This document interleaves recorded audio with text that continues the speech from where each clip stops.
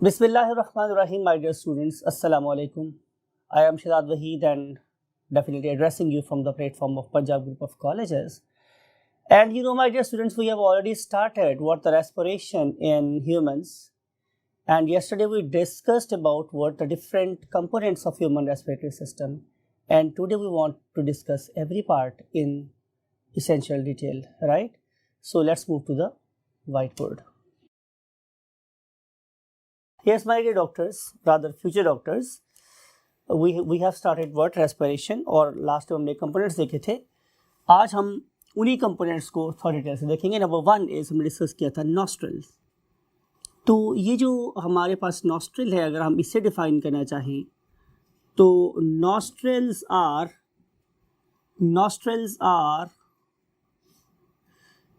External openings nose, right. तो मेरे knows की जो एक्सटर्नल ओपनिंग्स हैं उन्हें हम लोग क्या बोलते हैं, nostrils. And nostrils are paired structures. और अगर फॉर एग्जांपल हम हवा हूं और हम इस पेयर्ड स्ट्रक्चर में से अंदर मूव करें तो मुझे पता चलेगा कि मेरे नोज के 2 पार्ट्स हैं, राइट. नोज के मेरे पास कितने पार्ट्स हैं, 2. एक मेरे पास वो वाला पार्ट जिससे मैं बोलता हूँ कार्टिलेजिनस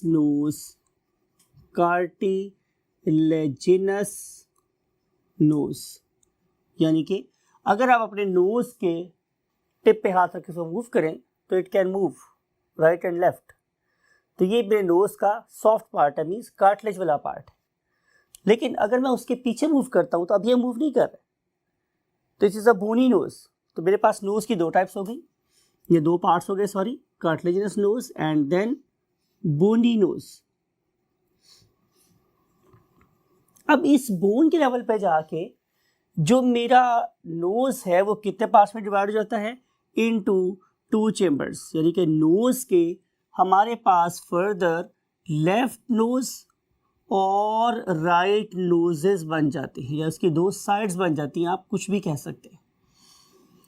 और इन 2 साइड्स के दरमियान में क्या प्रेजेंट है मेरे पास स्टूडेंट्स, एक इंटरनेजल सेप्टम. इसका मतलब ये हुआ कि सेप्टम का मतलब होता है पर्दा. क्या मतलब है स्टूडेंट्स, पर्दा. तो ये 2 नोजेस के दरमियान में एक पार्टीशन का काम कर रहा है, पर्दा का काम कर रहा है, राइट. अगर ये दोनों साइड्स अगर ये बिल्कुल इक्वली डिवाइड कर रहा हो हमारे नोज को तो हमें किसी किस्म की कोई प्रॉब्लम नहीं होती. लेकिन सम टाइम एक डिसऑर्डर होता है, उसे हम बोलते हैं DNS. DNS stands for deviated nasal septum. इसका मतलब ये होता है स्टूडेंट्स, डेविएटेड नेजल सेप्टम का मतलब ये होता है कि अब ये जो सेप्टम है, पार्टीशन है, ये किसी एक साइड तरफ टिल्टेड है. तो आप लोगों के नेजल कैविटी के एक साइड पे एयर का प्रेशर ज़्यादा है और एक साइड पे कम है या ब्लॉक्ड है. तो इस पर्पज़ के लिए फिर हम लोगों को छोटा सा एक ऑपरेशन करना पड़ता है और इस पर्टिकुलर सेप्टम को समटाइम रिमूव ही कर देना पड़ता है, राइट. लेकिन बहरहाल डिजीज़ कहलाती है DNS, it stands for deviated nasal septum. इसके बाद हम जब यहाँ से मूव करेंगे तो मूव करेंगे तो पता चलेगा कि अल्लाह रब्बुल इज़्ज़त ने हमारे इस पर्टिकुलर नोज़ को 2 बड़ी इंपॉर्टेंट चीज़ों से नवाजा है. यानी कि ये समझ लें कि हम इसके फर्दर एसेसरीज़ की, हम नोज़ की एसेसरीज़ की बात कर रहे हैं. उनमें से एक एसेसरी के नाम मेरे पास क्या है माय डियर स्टूडेंट्स, नंबर 1 सीलिया. मेरे नोज़ के अंदर सीलिया प्रेजेंट होते हैं और ये जो पर्टिकुलर सीलिया हैं, their function is to filter the air. ये आम तौर पे एयर को फिल्टर करने के काम आते हैं, फिल्टर द एयर. और इस फिल्ट्रेशन के दौरान में पर्टिकुलरली ये वाले सीलिया 2 चीज़ों को कैप्चर करेंगे. उनमें से एक का नाम क्या है, डर्ट, और दूसरे का नाम क्या होता है, metallic particles, something like carbon और अदर थिंग्स जो कि हमारे एनवायरनमेंट में प्रेजेंट होती है. प्लस यहाँ पे प्रेजेंट होते हैं म्यूकस प्रोड्यूसिंग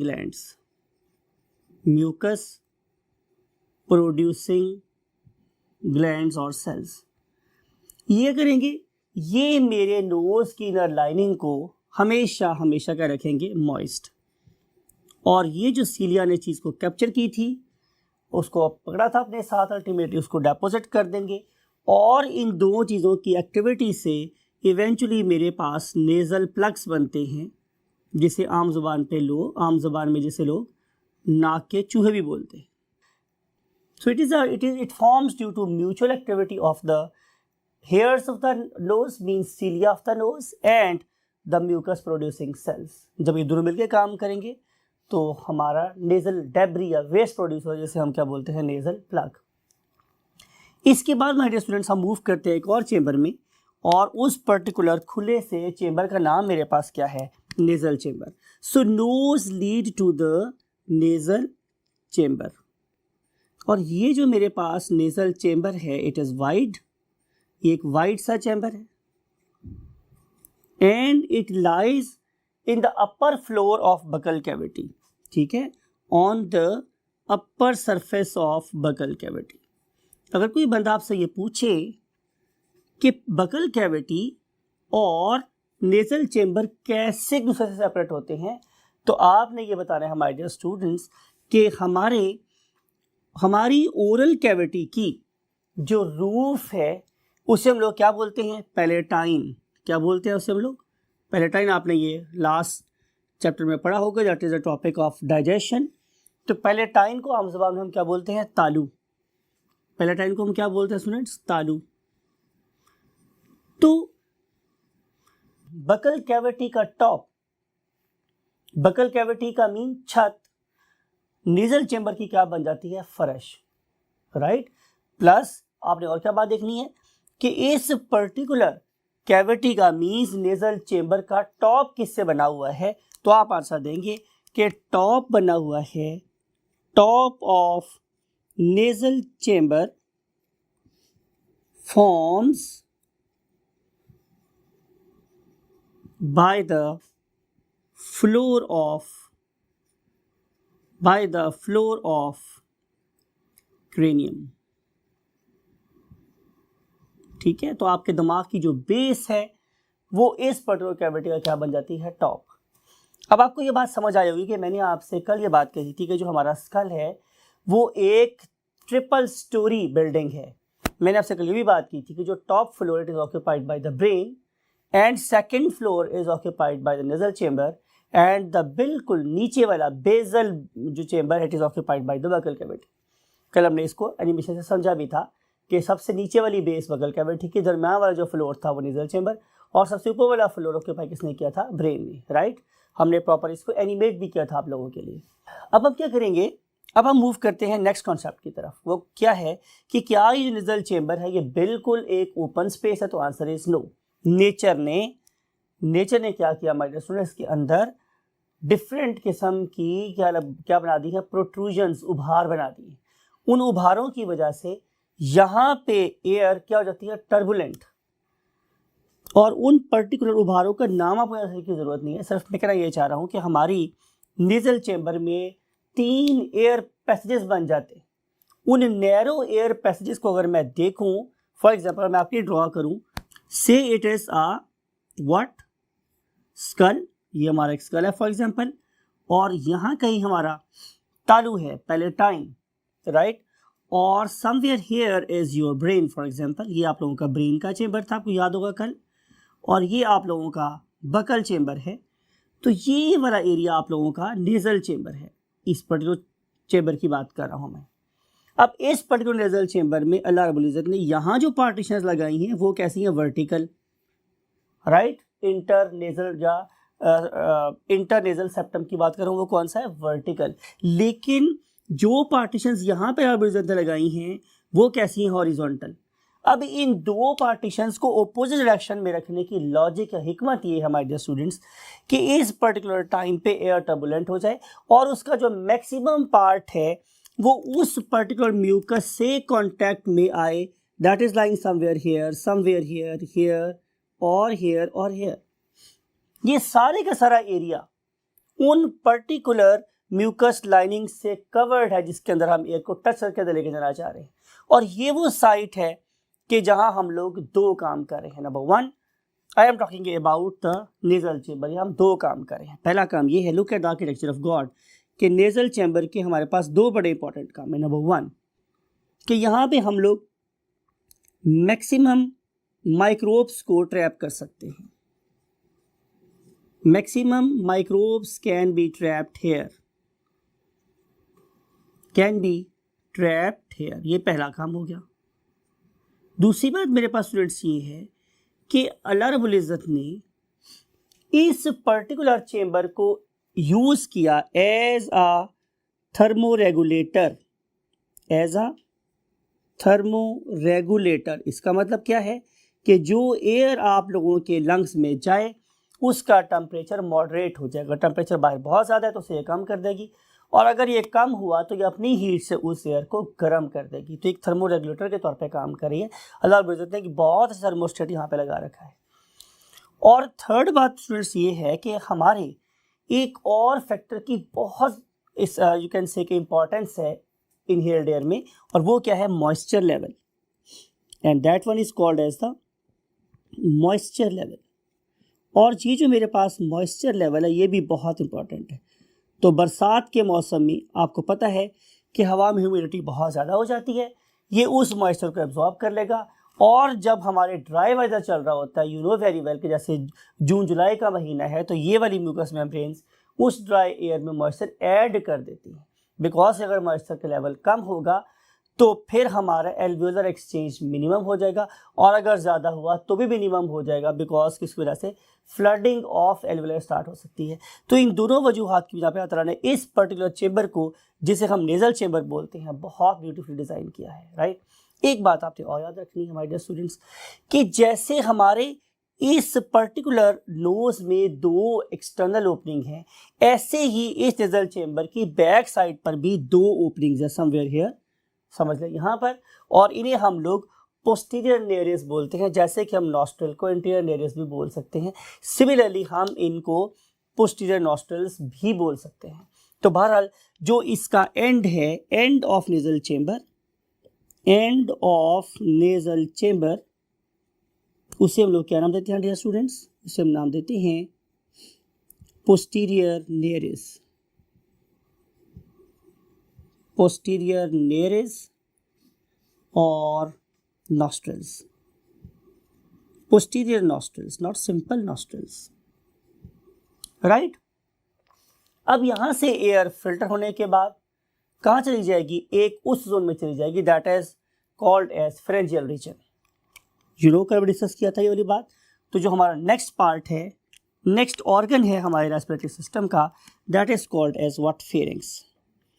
और आपको पता है कि pharynx is the opening that receives both. यहाँ पे क्या होगा हमारे पास स्टूडेंट्स? यहाँ पे हम लोग एयर को भी रिसीव करेंगे और यहाँ पे हम लोग फूड को भी रिसीव करेंगे। So that very cavity that is lying at the top of the larynx is called as what? The pharynx. It is also common to the oesophagus, right. अब यहाँ से नेचर ने सेलेक्ट करनी है दो चीज़ों में से एक चीज़। एक चीज़ क्या है मेरे पास? एयर, और दूसरी चीज़ क्या है? फूड। तो चूंकि हम लोग पढ़ रहे हैं गैसियस एक्सचेंज, तो जाहिर है हम यहाँ पे एयर को सिलेक्ट करेंगे। सो air will be directed towards respiratory system and food will be directed towards the digestive system.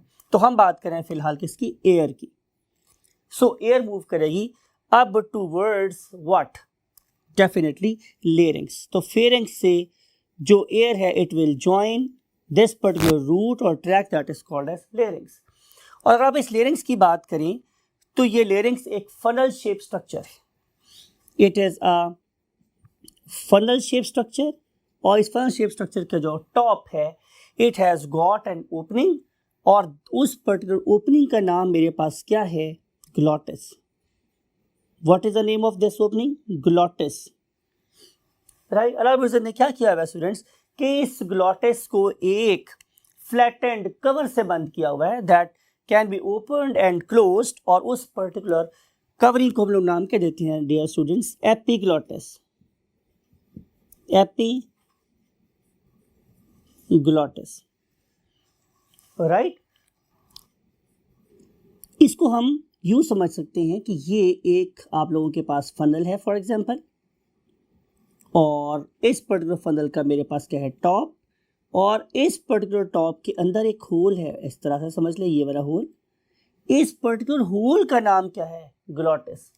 अल्लाह रब्बुल इज़्ज़त ने इस पर्टिकुलर होल को कवर करने के लिए ऊपर एक फ्लिप लगा दिया है, something like it is a muscular flip, right. और इस पर्टिकुलर फ्लिप का नाम मेरे पास क्या है? Epiglottis.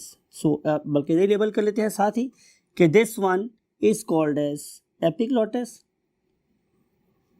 And this whole is called as glottis.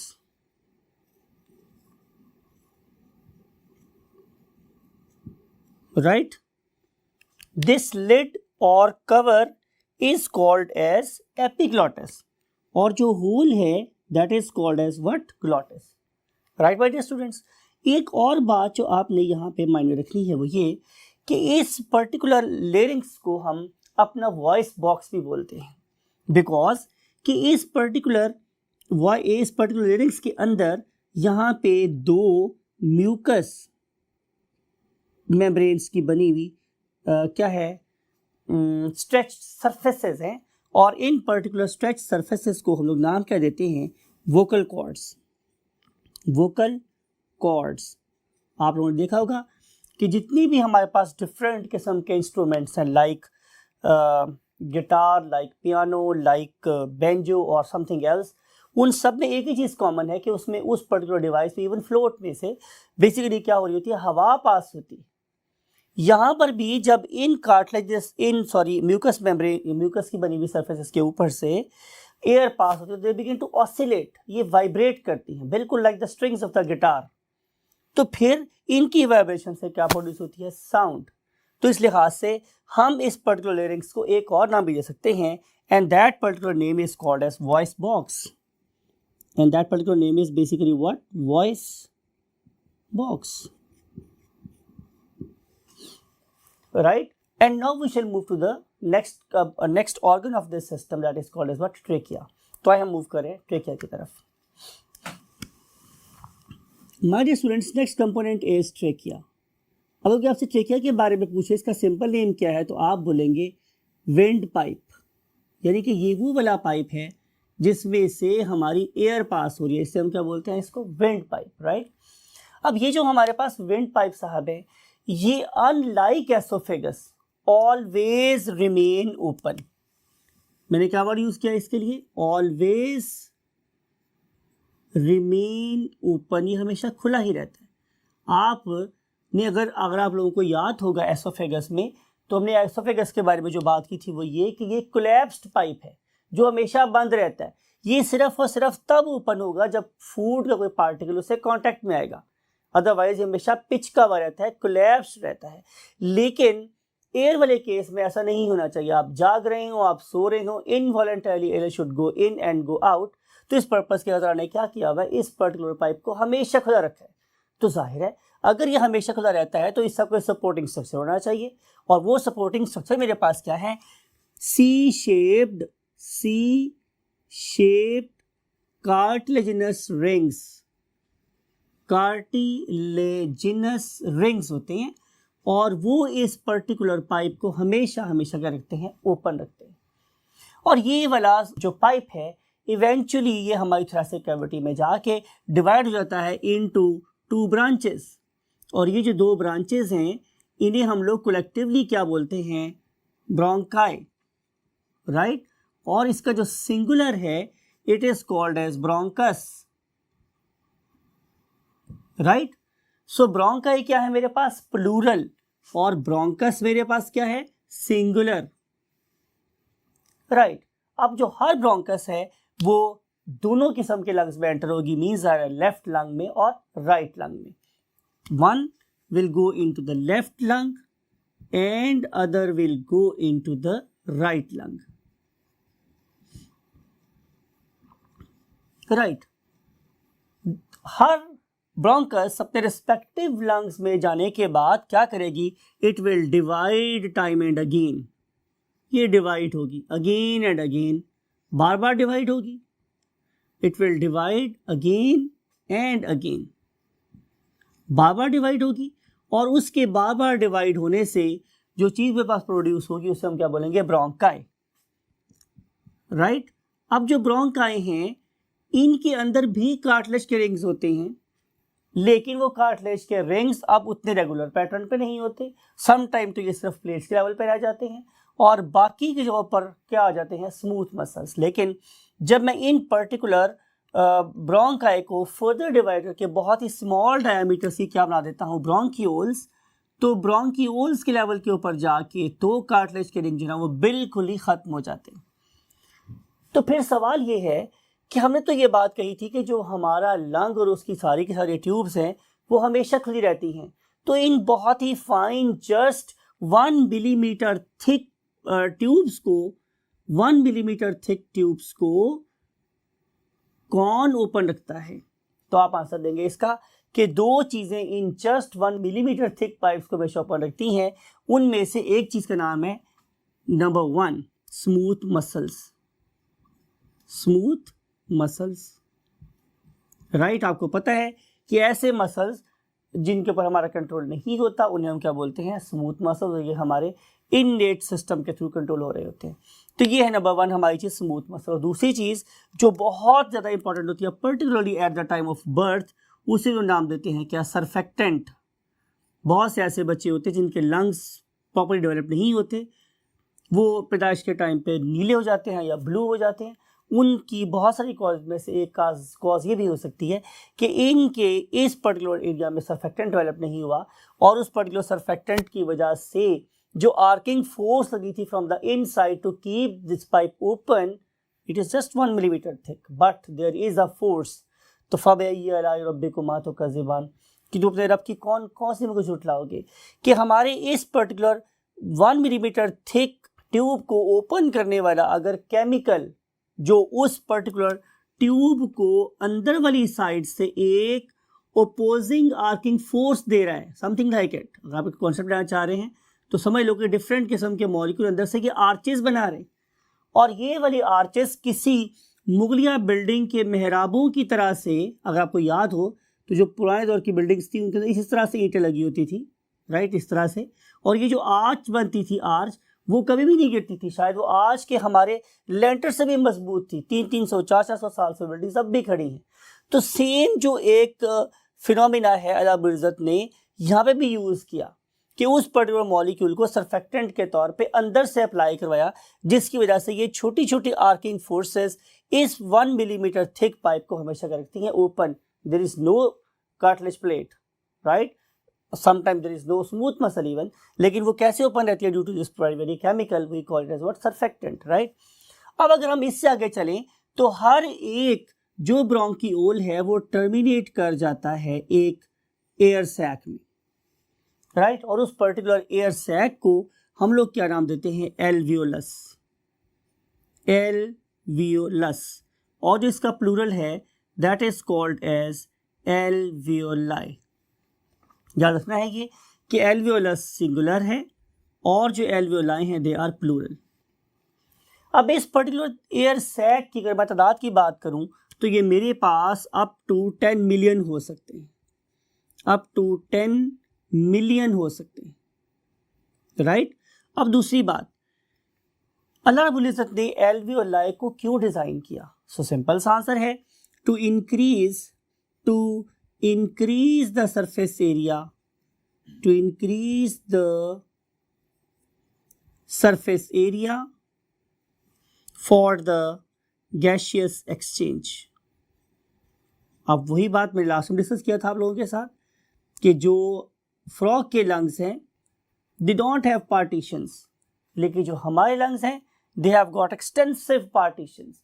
और आपको ये बात पता है कि हमने डिस्कस किया था कि डेफिनेटली अगर मैं इस एक पर्टिकुलर लाइन को इस एक लाइन से कंपेयर करूँ तो ये लाइन बड़ी है, और अगर मैं इसको इससे कंपेयर कर दूँ तो ये लाइन बड़ी है, और अगर मैं इसको इससे कंपेयर कर दूँ तो ये लाइन बड़ी है डेफिनेटली। तो अल्लाह रब्बुल इज़्ज़त ने बेसिकली इस पर्टिकुलर लाइन के ऊपर बहुत सारे समझ लिए बैलून्स लगा दी, राइट। और इस पर्टिकुलर एरिया में जब इतने ज़्यादा बैलून अटैच हो जाएंगे तो ज़ाहिर है सरफेस एरिया बहुत ज़्यादा हो जाएगा। तो ये है हिकमत या logic to create such a huge number of alveoli in the lungs, right. अगर मैं आप लोगों के एल्वियोलाई की मेम्ब्रेन्स को क्या करूं, एक फ्लैट सरफेस के ऊपर बिछाना शुरू कर दूं तो यू नो कि कितना एरिया कवर करेगी। Its area is equal to area of a tennis court. तो आप इमेजिन ये कर लें, ये मैं लॉन टेनिस की बात कर रहा हूँ। इमेजिन ये कर लें कि ये आप लोगों के पास एक टेनिस कोर्ट है, समथिंग लाइक इट, यहाँ पे नेट लगा होता है और यहाँ पे हमारी वो सर्विंग लाइंस लगी होती हैं, समथिंग लाइक इट। अगर आपको ये देखी टेनिस कभी आप लोगों ने, तो ये सारे का सारा एरिया किसका है, लॉन टेनिस का। और इसमें आप एक लाइन के ऊपर खड़े हुए हैं, समथिंग लाइक इट। तो रब इज़्ज़त ने इस एक इंडिविजुअल को ऑक्सीजन सप्लाई करने के लिए कितने बड़े एरिया का इंतजाम किया है। But remember, this individual is highly multicellular and its cells can be up to 60 trillions. तो इतने ज़्यादा सेल्स को ऑक्सीजन सप्लाई करने के लिए ज़ाहिर है उतने ही एफिशिएंट लंग्स की ज़रूरत थी। तो नेचर ने क्या किया कि इस पर्टिकुलर ब्रोंक्यूल के एंड पे एक एयर सैक लगा दी। अब अगर मैं इस एयर सैक को देखूं तो it is very much rich, किसमें बहुत ज़्यादा रिच है, ये ज़ाहिर है ब्लड में, इसीलिए मैंने उसको रेड से ड्रॉ किया हुआ है।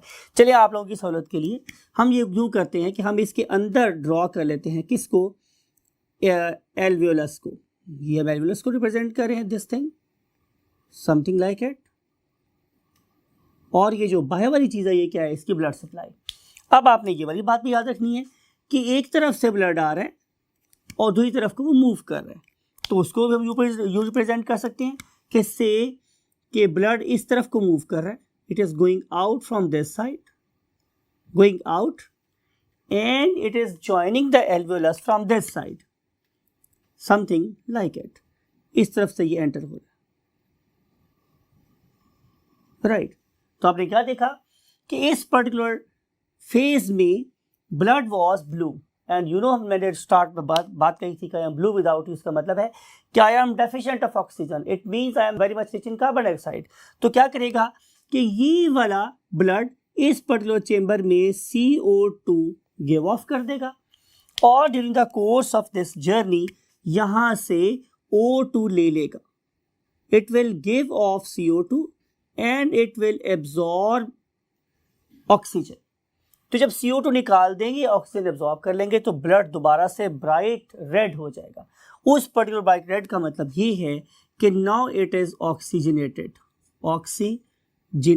ब्लड। अब आपसे आखिरी 2-3 बातें करनी है माय डियर स्टूडेंट्स मैंने, कि जो हमारे लंग्स हैं they don't have any muscle. Remember, हमारे लंग्स के अंदर no muscle at all, right. और दूसरी बात कि हमारे लंग्स की जो मूवमेंट है इट इज़ ऑलवेज पैसिव। हमारे जो लंग्स हैं वो एक्सपेंड करने के लिए और कॉन्ट्रैक्ट करने के लिए अपनी कोई एनर्जी इस्तेमाल नहीं करते। और तीसरी बात मैंने को ये बतानी है कि ये जो पर्टिकुलर लंग्स हैं they are spongy in nature. और कोई बंदा आपसे पूछ ले कि ये स्पंजी क्यों हैं, तो आप लोग बताएंगे due to very very extensive partitions made by the what alveolar.